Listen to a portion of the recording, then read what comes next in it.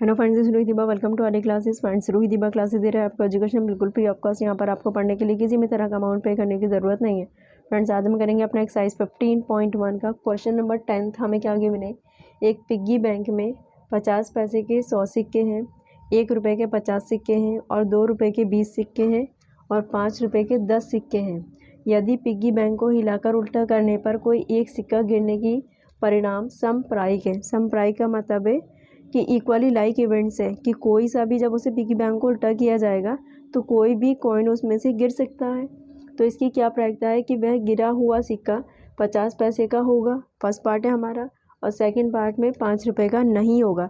तो नहीं के लिए सबसे इजी ऑप्शन हमारे पास क्या है कि पहले होने का निकाल लेंगे, फिर 1 में से माइनस कर देंगे तो आपके पास आ जाएगा नहीं होने की प्रोबेबिलिटी। सबसे पहले आपको पता होना चाहिए आपके पास टोटल सिक्के कितने हैं। सॉल्यूशन में हम सबसे पहले लिखेंगे कि 50 पैसे की सिक्कों की संख्या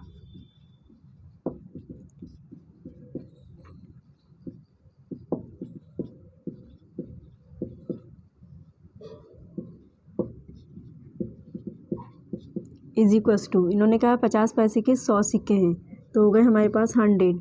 ₹1 के 50 सिक्के हैं तो ₹1 के सिक्कों की संख्या इज इक्वस टू ₹1 के कितने हमारे पास 50, तो यहाँ 50 लिखेंगे। नेक्स्ट ₹2 के 20 सिक्के हैं तो ₹2 के सिक्कों की संख्या इज इक्वस टू 20। नेक्स्ट हम लिखेंगे ₹5 के सिक्कों की संख्या इज इक्वस टू ₹5 के कितने हमारे पास 10, तो यहाँ पर हम लिखेंगे 10। तो सबसे पहले हम निकालेंगे कुल सिक्कों की संख्या,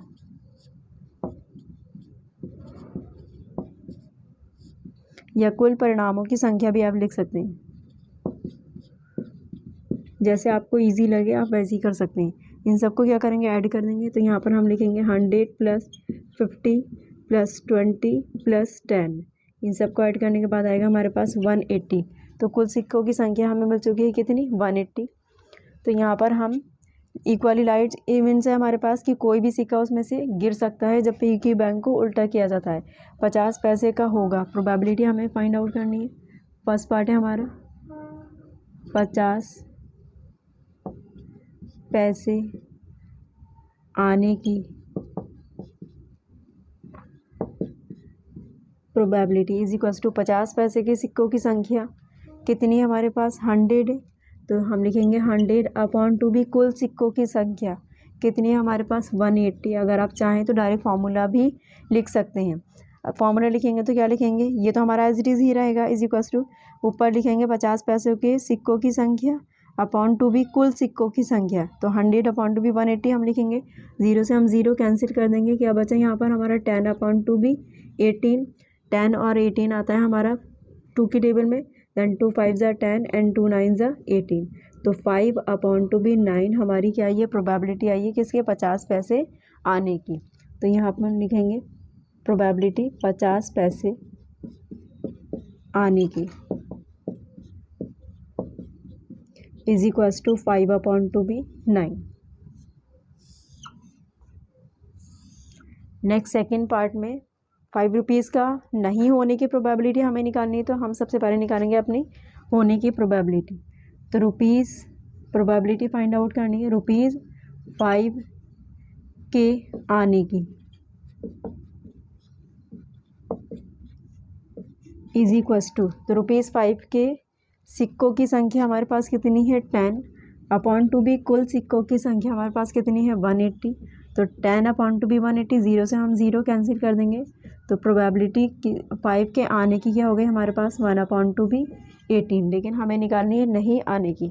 तो यहाँ पर आगे हम लिखेंगे प्रोबेबिलिटी ₹5 के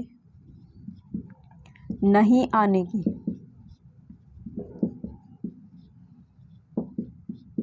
इज इक्वल्स टू, क्या करेंगे उसे हम मेंशन कर देंगे यहाँ PE बार से, is equals to question mark लगा दीजिए और इसे हम मेंशन कर देंगे PE से। यहाँ पर माना लिख रहे हैं हम PE इज इक्वल्स टू 1/18। दोनों को हम ऐड कर देंगे, PE + PE बार दोनों को रखेंगे हम 1 के इक्वल। तो यहाँ हम लिखेंगे PE + PE bar is equals to 1। P की वैल्यू हमारे पास है 1/2 18, तो यहाँ पर हम लिखेंगे 1/18 plus P bar is equals to 1। P bar की वैल्यू निकालने के लिए क्या करेंगे, 1/18 उधर ले जाएंगे, माइनस हो जाएगा, then P bar is equals to 1 minus 1/18। P bar is equals to 18, हमारा एलसीएम हो जाएगा, 18 की 1 से मल्टीप्लाई करेंगे, 18 1 से 18 minus 1, then P bar is equals to 17/2 18। ये क्या है, हमारा सेकंड पार्ट है और यही हमें फाइंड आउट करना था। 5 रुपीज़ का कॉइन नहीं आने की प्रोबेबिलिटी हमारे पास है 17/2 18। क्वेश्चन नंबर 11 हमें क्या गिवन है, गोपी अपने जल जीव कुंड मीन्स एक्वेरियम के लिए एक दुकान से मछली खरीदती है। दुकानदार एक टंकी जिसमें 5 नर मछली और 8 मादा मछली है में से एक मछली यदृच्छया उसे देने के लिए निकालती है। इसकी क्या प्रायिकता है कि निकाली गई मछली नर मछली है। तो यहाँ पर हमें गोपी अपने एक्वेरियम के लिए सिर्फ एक मछली खरीदने के लिए जाती है। तो दुकान पे क्या रखा है कि ये टैंक हमने साइड में बना रखा है, डायग्राम आपको गिवन है, छोटा सा टैंक है, इसमें 5 नर मछलियाँ हैं और 8 जो हैं वो मादा हैं। तो प्रोबेबिलिटी हमें फाइंड आउट करनी है। जो मछली निकाली जा रही है वो बिना देखे निकाली जा रही है, बिना देखे मतलब नर या मादा को चेक नहीं किया जा रहा है। तो प्रोबेबिलिटी हमें फाइंड आउट करनी है कि जो निकाली गई मछली है वो नर है। तो यहाँ पर सबसे पहले हम लिखेंगे कुल मछलियों की संख्या, क्योंकि वो चीज़ हमारे लिए सबसे ज़्यादा मेन है। तो यहाँ नर मछलियों की संख्या हमारे पास कितनी है,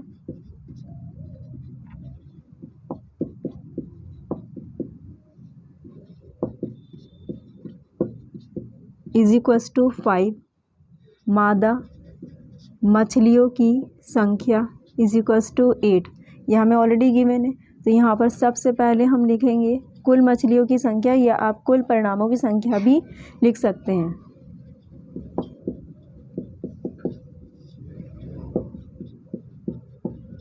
is equals to 5 plus 8, total हो गया हमारे पास 13।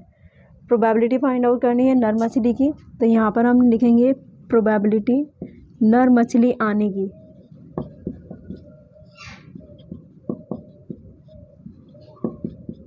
इज इक्वल्स टू क्या लिखेंगे, नर मछलियों की संख्या या नर मछलियों के अनुकूल परिणामों की संख्या। तो अनुकूल परिणाम आपके पास कितने हैं, 5 हैं, आप जो चाहें वो लिख सकते हैं। नर मछलियों के अनुकूल परिणामों की संख्या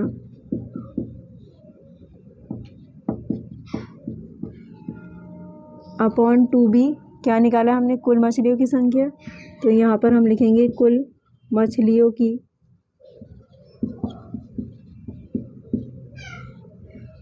संख्या इज इक्वल्स टू नर मछलियों के अनुकूल परिणामों की संख्या हमारे पास है 5 अपॉन 2b, कुल परिणाम है हमारे पास कितने, 13, या कुल मछलियों की संख्या हमारे पास है 5/13 हमारा आंसर रहा। देन यही हमें फाइंड आउट करना था। यहाँ लिख दीजिएगा वापस, प्रोबेबिलिटी फाइंड आउट करनी नर मछली आने की 5/2 13। फ्रेंड्स, वीडियो आपको पसंद आए तो प्लीज़ लाइक शेयर सब्सक्राइब कर दीजिएगा, और अगर आपको कोई भी डाउट या प्रॉब्लम हो तो आप हमें कमेंट बॉक्स में कमेंट कर सकते हैं। मिलते हैं नेक्स्ट वीडियो में नेक्स्ट क्वेश्चन के साथ में। Thank you so much for watching video.